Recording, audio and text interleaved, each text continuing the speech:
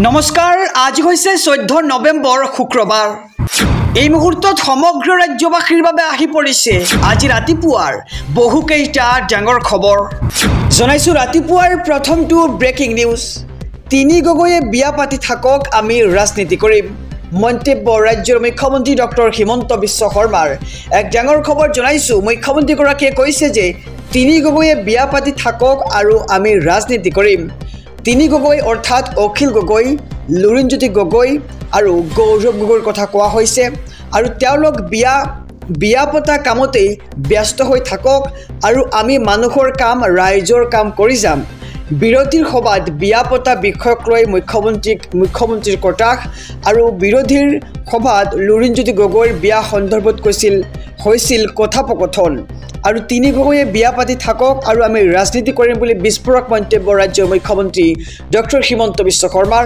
তিনি গগৈ লগ লাগিছে এক গৌৰৱ গগৈৰ বিয়া পাতিবলৈ আৰু তেওঁলোক বিয়া পতা কামতে ব্যস্ত হৈ থাকক তিনি গগৈয়ে বিয়া পাতি থাকক আৰু আমি ৰাজনীতি কৰিম বুলি মন্তব্য মুখ্যমন্ত্ৰী ডক্টৰ হিমন্ত বিশ্ব শৰ্মাৰ জনাইছো ৰাতিপুৱাৰ আৰু এটি ব্ৰেকিং নিউজ মিয়া প্ৰসংগৰ এটি ডাঙৰ খবৰ মিয়াই ব্ৰিটিছৰ লগত যুঁজি দেশ স্বাধীন কৰিছিল আৰু মুখ্যমন্ত্ৰীৰ মন্তব্যক লৈ হৰফ হৈছে বিধায়ক ৰফিকুল ইছলাম এক ডাঙৰ খবৰ জনাইছো ৰাজ্যবাসীক মিয়াই ব্ৰিটিছৰ লগত যুঁজি দেশ স্বাধীন কৰিছিল আৰু মুখ্যমন্ত্ৰীয়ে কৈ থকা মিয়াসকলে ব্ৰিটিছৰ লগত যুঁজি দেশ স্বাধীন কৰিছিল আৰু ব্ৰিটিছৰ লগত যুঁজি তেজ দি মিয়াই ভাৰতবৰ্ষ স্বাধীন কৰি থৈছে আৰু ৰাজ্যত ধৰ্ষণকাণ্ড হৈ থকা ধৰ্ষণকাৰীসকল মিয়া নেকি বুলি প্ৰশ্ন কৰিছে ৰফিকুল ইছলামে আৰু তিতাবৰ তিনিচুকীয়াত হোৱা ধৰ্ষণৰ আঁৰত মিয়া আছে নেকি বুলিও প্ৰশ্ন কৰা হৈছে আৰু বিজেপি নাথাকিলে মিয়াই অসমখন লৈ ল'ব বুলি কোৱা মন্তব্যক লৈ হৰফ হৈছে ৰফিকুল ইছলাম আৰু এজন মুখ্যমন্ত্ৰী হিচাপে হিমন্ত বিশ্ব শৰ্মাৰ কথা একেবাৰে পাতল বুলি তেওঁ উল্লেখ কৰি কৈছে আৰু এখন ৰাজ্যৰ মুখ্যমন্ত্ৰীৰ চকীৰ পদমৰ্যাদা হিমন্ত বিশ্ব শৰ্মাই ম্লান কৰিছে আৰু মুখ্যমন্ত্ৰীৰ কথা বতৰাৰ বাবে অসমীয়া হিচাপে আমি লাজ পাইছোঁ বুলিও মন্তব্য বিধায়ক ৰফিকুল ইছলামৰ আৰু বিজেপি জন্ম হোৱাৰ আগৰে পৰাই মিয়া অসমত আছে বুলি মন্তব্য ৰফিকুল ইছলামৰ আৰু শ বছৰ ধৰি অসমত মিয়া আছে যি টি কথা কৈ থাকে মুখ্যমন্ত্ৰীয়ে আৰু বিজেপি অসমলৈ অহা কেইবছৰ হৈছে বুলি প্ৰশ্ন কৰিছে বিধায়ক ৰফিকুল ইছলামে আৰু জন্ম কেতিয়া হৈছে বিজেপিৰ তাক লৈ প্ৰশ্ন কৰিছে আৰু মুখ্যমন্ত্ৰীয়ে ফল কৰা RSS ব্ৰিটিছৰ লগত থাকি পৰাই ফুৰিছিল আৰু RSSে ব্ৰিটিছৰ বিৰুদ্ধে যুদ্ধক্ষেত্ৰলৈ যাবলৈ ভয় কৰিছিল আৰু সেই সময়ত আমাৰ পূৰ্বপুৰুষসকলেহে ভাৰতক ব্ৰিটিছৰ পৰা কাঢ়ি আনিছিল আৰু মুখ্যমন্ত্ৰীয়ে ভুল বাৰ্তা দি অসমৰ পৰিৱেশ বিনষ্ট কৰিব নালাগে মিয়াই ব্ৰিটিছৰ লগত যুঁজি দেশ স্বাধীন কৰিছিল বুলি এক প্ৰকাৰ মন্তব্য কৰিছে বিধায়ক ৰফিকুল ইছলামে আৰু মুখ্যমন্ত্ৰীয়ে কৈ থকা মিয়াসকলে ব্ৰিটিছৰ লগত যুঁজি দেশ স্বাধীন কৰিছিল জনাইছো আৰু এটি ব্ৰেকিং নিউজ ৰেচন কাৰ্ড আৰু EWS কাৰ্ড আছে নেকি 25 বছৰলৈ লাভ কৰিব বিনামূলীয়া বিদ্যুৎ এক ভাল খবৰ জনাইছো ৰাজ্যবাসীক লাখ লাখ দৰিদ্ৰ লোকৰ বাবে আহি গ'ল ভাল খবৰ 25 বছৰলৈ লাভ কৰিব বিনামূলীয়া বিদ্যুৎ লাভ কৰিবলৈ লাগিব ৰেচন কাৰ্ড আৰু EWS কাৰ্ড প্ৰতিমাহে 100 ইউনিটতকৈ কম বিজুলী ব্যৱহাৰ কৰা পৰিয়ালে লাভ কৰিব এই সুযোগ আৰু 25 বছৰলৈ দিব নালাগে কোনো ধৰণৰ মাচুল আপুনি এটকাও দিব নালাগে 25 বছৰ পৰ্যন্ত আৰু দেশত প্ৰথমবাৰৰ বাবে এই অভিলেখী আঁচনি আনিছে মহাৰাষ্ট্ৰ চৰকাৰে আৰু প্ৰধানমন্ত্ৰী সূৰ্যঘৰ আঁচনিৰ জৰিয়তে দিয়া হ'ব এই সুবিধা আৰু কেৱল ইমানেই নহয় ইয়াৰ জৰিয়তে বিদ্যুৎ বিক্ৰী কৰিব পাৰিব চৰকাৰক আৰু লাখ লাখ দৰিদ্ৰ লোকৰ বাবে আহি পৰিছে ডাঙৰ খবৰ ভাল খবৰ 25 বছৰলৈ লাভ কৰিব বিনামূলীয়া বিদ্যুৎ আৰু বিনামূলীয়া বিদ্যুৎ লাভ কৰিবলৈ লাগিব কেৱল ৰেচন কাৰ্ড আৰু EWS কাৰ্ডখন জনাইছো আৰু এটি ব্ৰেকিং নিউজ ৰাজ্যৰ ৰাজনীতিত ধুমুহা অনা অন্য এক বৃহৎ খবৰ একত্ৰিত বিৰোধীক হলঠেকত পেলাবলৈ বিজেপিৰ ৰণনীতি সাজু বিৰোধীয়ে সন্মিলিতভাৱে নিৰ্বাচন খেলাৰ সিদ্ধান্তৰ পিছতেই ৰণনীতি সাজু আৰু উন্নয়নৰ ৰাজনীতি নহয় কৰ ইচ্ছুক প্ৰাধান্য দিবলৈ ৰণনীতি প্ৰস্তুত আৰু ৰাজ্যৰ ৰাজনীতিত ধুমুহা অনা এক বৃহৎ খবৰ দিবলৈ লৈছোঁ। একত্ৰিত বিৰোধীক হলঠেকত পেলাবলৈ বিজেপিৰ ৰণনীতি সাজু। BTCত উন্নয়নৰ ৰাজনীতিয়ে কাম নিদিয়া চকু মেল খাইছে বিজেপিৰ। আৰু বিজেপিৰ ছিংগল পইণ্ট এজেণ্ডা মিয়াৰ আগ্ৰাসন ৰোধৰ ৰণনীতি। আৰু মিয়াৰ আগ্ৰাসন ৰোধক লৈয়ে মেৰুকৰণৰ সুবিধা ল'ব পাৰে বিজেপিয়ে। আৰু তিনি গগৈক ঢাল হিচাপে লৈ ৰণনীতি সাজু বিজেপি মিত্ৰজোঁটৰ। আৰু তিনি গগৈক মিয়াৰ ব্ৰেণ্ড এম্বেচাডৰ হিচাপে উপস্থাপন কৰাৰ ৰণনীতি। আৰু ৰাজ্যত তিনি গগৈক লৈয়ে মেৰুকৰণৰ ৰণনীতিৰ প্ৰক্ৰিয়া আৰম্ভ। আৰু গহপুৰত মুখ্যমন্ত্ৰী তিনি গগৈক লৈ কৰা কটাক্ষৰ পিছতে স্পষ্ট হৈ পৰিছে ৰণনীতি। আৰু ৰাজ্যৰ ৰাজনীতিত ধুমুহা অনা অন্য এক বৃহৎ খবৰ দিছোঁ দৰ্শকক। ৰাজনৈতিক প্ৰেক্ষাপটৰ এটি ডাঙৰ খবৰ। বিহাৰ নিৰ্বাচনৰ ফলাফলৰ পূৰ্বে ভোট চুৰিক লৈ ৰাহুল গান্ধীৰ মহা বিস্ফোৰণ। বিজেপিৰ বিৰুদ্ধে ভয়ংকৰ অভিযোগ আনিলে ৰাহুল গান্ধীয়ে। আৰু বিজেপিৰ লাখ লাখ সদস্যই আন ৰাজ্যত গৈ ভোটদান কৰে বুলি এইবাৰ ৰাহুল গান্ধীয়ে জনাইছে। আৰু এই ভোট চুৰিৰ ঘটনা গাপ দিবলৈ সকলো প্ৰমাণ ডিলিট কৰি দিয়ে বিজেপিয়ে। আৰু বিজেপি আৰু নিৰ্বাচন আয়োগে মুকলিকৈ ভোট চুৰি কাৰ্যত নামিছে বুলি এক প্ৰকাৰ বিস্ফোৰক মন্তব্য কৰিছে ৰাহুল গান্ধীয়ে। আৰু অজিত ঝাৰ পিতৃ নিখিলেশ ঝাৰো আছে এই তিনি ভোটাৰ ID। আৰু ভোট কেন্দ্ৰৰ CCTV ফুটেজ ধ্বংস কৰাৰ সিদ্ধান্তক লৈও সৰব হৈছে কংগ্ৰেছ নেতা ৰাহুল গান্ধী। আৰু 45 দিনৰ ভিতৰত ভোট কেন্দ্ৰৰ CCTV ফুটেজ ডিলিট কৰে নিৰ্বাচন আয়োগে। আৰু কিয় ডিলিট কৰে তাক লৈও প্ৰশ্ন কৰিছে ৰাহুল গান্ধীয়ে। আৰু বিহাৰ নিৰ্বাচনৰ ফলাফলৰ পূৰ্বে ভোট চুৰিক লৈ ৰাহুল গান্ধীৰ মহাবিস্ফোৰণ দেখিবলৈ পোৱা গৈছে। বিজেপিৰ বিৰুদ্ধে ভয়ংকৰ অভিযোগ আনিলে কংগ্ৰেছ নেতা ৰাহুল গান্ধীয়ে। আৰু বিজেপিৰ লাখ লাখ সদস্যই আন ৰাজ্যত গৈ নকলিকৈ ভোটদান কৰে বুলি কৈছে কংগ্ৰেছৰ যুৱৰাজ ৰাহুল গান্ধীয়ে। আৰু এই ভোট চুৰিৰ ঘটনা গাপ দিবলৈ সকলো প্ৰমাণ ডিলিট কৰি দিয়ে। আৰু আনকি 45 দিনৰ ভিতৰত CCTV ফুটেজ ডিলিট কৰি দিয়ে বিজেপিয়ে। আৰু এনেদৰে এতিয়া বিস্ফোৰক তথ্য দাঙি ধৰিছে কংগ্ৰেছৰ যুৱৰাজ ৰাহুল গান্ধীয়ে। ডাঙৰ খবৰ। দিল্লীত বিস্ফোৰণৰ পিছত পোহৰলৈ আহিছে ভয়ংকৰ তথ্য। লালকিল্লা আক্ৰমণৰ পৰিকল্পনা আছিল গেং অফ ডক্টৰছৰ। আৰু 26 জানুৱাৰীত কোটাঘাটৰ পৰিকল্পনা কৰিছিল জয়ছৰ স্লিপাৰ চেলে। আৰু ডক্টৰ মুজাম্মিল গনিয়ে কেইবাবাৰো পৰিভ্ৰমণ কৰিছিল লালকিল্লা। আৰু সম্প্ৰীতি আৰক্ষীৰ জিম্মাত আছে জইচ-ই-মহম্মদৰ সন্ত্ৰাসবাদী মুজাম্মিল। আৰু মুজাম্মিলৰ মোবাইল পৰীক্ষাত ধৰা পৰিছে চাঞ্চল্যকৰ তথ্য।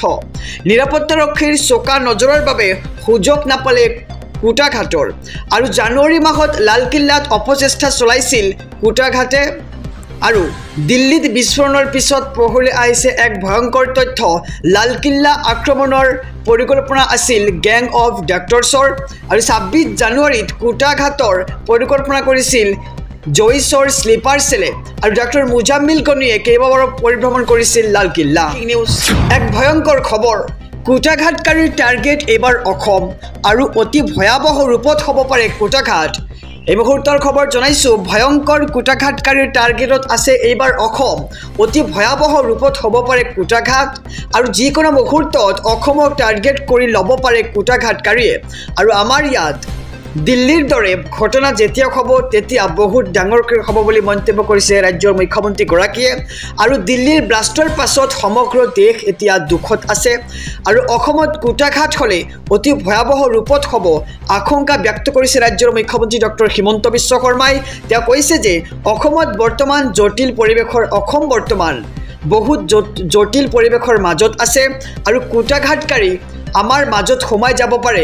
আৰু আমাৰ মাজত সোমাই যিকোনো কাম কৰি দিব পাৰে কোটাঘাটকাৰীয়ে। আৰু কোটাঘাটকাৰীৰ সংখ্যা বহুত বেছি আছে, য'তে ত'তেই আছে। আৰু আমি বহুদিনলৈ সাৱধান হৈ থাকিব লাগিব মন্তব্য মুখ্যমন্ত্ৰী ডক্টৰ হিমন্ত বিশ্ব শৰ্মাৰ। আৰু ভয়ংকৰ কোটাঘাটকাৰীৰ টাৰ্গেটত আছে এইবাৰ আমাৰ অসম। আৰু অতি ভয়াৱহ ৰূপত হ'ব পাৰে এই কোটাঘাট। আৰু যিকোনো মুহূৰ্তত অসমক টাৰ্গেট কৰি ল'ব পাৰে কোটাঘাটকাৰীয়ে। জনাইছোঁ আৰু এটি ব্ৰেকিং নিউজ ডাঙৰ খবৰ। কাইলৈ ঘোষণা কৰা হ'ব বিহাৰ নিৰ্বাচনৰ ফলাফল আৰু এইবাৰ বিহাৰ কাৰ দখললৈ যাব এক্সিট পোলৰ মতে এইবাৰ বিহাৰত কাৰ শাসন আহিব এক ডাঙৰ খবৰ জনাইছো কাইলৈ ঘোষণা কৰা হ'ব বিহাৰ নিৰ্বাচনৰ ফলাফল আৰু 243খন আসনৰ বাবে চলিব ভোট গণনা প্ৰথমে গণনা হ'ব বেলট বাকচৰ ভোট আৰু প্ৰতিটো বিধানসভা সমষ্টিত এটা ৰাউণ্ডত 14টা ইভিএমৰ কৰা হ'ব গণনা আৰু আনন্দ মিশ্ৰৰ বক্সাৰ সমষ্টি ফলাফললৈ অপেক্ষা সকলোৰে আৰু কোনে দখল কৰিব এইবাৰ বিহাৰ তাক লৈ এতিয়া প্ৰশ্ন উত্থাপিত হৈছে অধিকাংশ এক্সিট পোলৰ মতে বিহাৰত এইবাৰ এনডিএৰ চৰকাৰ আহিব বুলি ব্যক্ত কৰিছে আৰু 9টাকৈ এক্সিট পোল অনুসৰি পুনৰ বিহাৰত বিজেপি মিত্ৰজোঁটৰ চৰকাৰ হ'ব আৰু মেট্ৰিজে বিজেপি মিত্ৰজোঁটক দিছে 147ৰ পৰা 167খন আসন আৰু আৰজেডিক দিছে 70ৰ পৰা 90খন আসন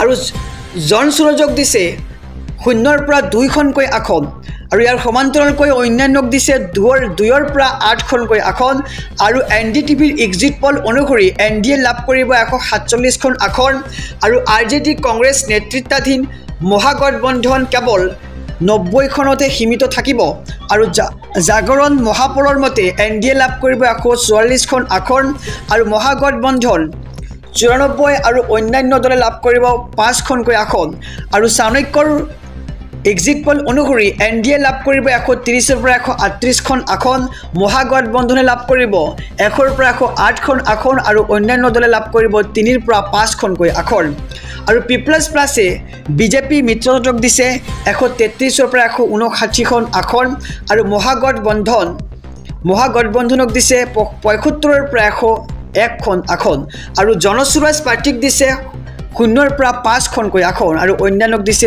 2ৰ পৰা 8খনকৈ আসন আৰু পল ষ্টেজৰ মতে এনডিএ লাভ কৰিব 133ৰ পৰা 148খনকৈ আসন আৰু মহাগঠবন্ধনে লাভ কৰিব 87ৰ পৰা 102 আৰু অন্যান্য দলে লাভ কৰিব 3ৰ পৰা 5খনকৈ আসন আৰু কাইলৈ যেহেতু ঘোষণা কৰা হ'ব বিহাৰ নিৰ্বাচনৰ ফলাফল আৰু এইবাৰ কাৰ দখললৈ যাব বিহাৰ 243খন আসনৰ বাবে চলিব ভোট গণনা আৰু প্ৰথম গণনা হ'ব বেলট বাকচৰ আৰু তাৰ পিছতে জনাইছো আৰু এটি ব্ৰেকিং নিউজ ডাঙৰ খবৰ ৰাজনৈতিক প্ৰেক্ষাপটৰ এটি ডাঙৰ খবৰ হিমন্ত বিশ্ব শৰ্মাৰ শাসন উফৰাবলৈ একগোট হৈছে তিনি গগৈ বিৰোধী ঐক্যৰ বৈঠকৰ পিছতে বিজেপি চৰকাৰক হুংকাৰ এইবাৰ তিনি গগৈৰ হিমন্ত বিশ্ব শৰ্মাই কৰা অন্যায়ৰ পৰা অসমৰ ৰাইজক পৰিত্ৰাণ দিব লাগিব আৰু সেইবাবে 2026ৰ নিৰ্বাচন আমি ঐক্যবদ্ধভাৱে যুঁজিম আৰু সংবাদ মেল যোগে হিমন্ত বিশ্ব শৰ্মাক আক্ৰমণ গৌৰৱ গগৈৰ মুখ্যমন্ত্ৰীক লক্ষ্য কৰি ল'লে অজাপ নেতা অৰ্থাৎ অসম গণ পৰিষদৰ নেতা লুৰিণজ্যোতি গগৈয়ে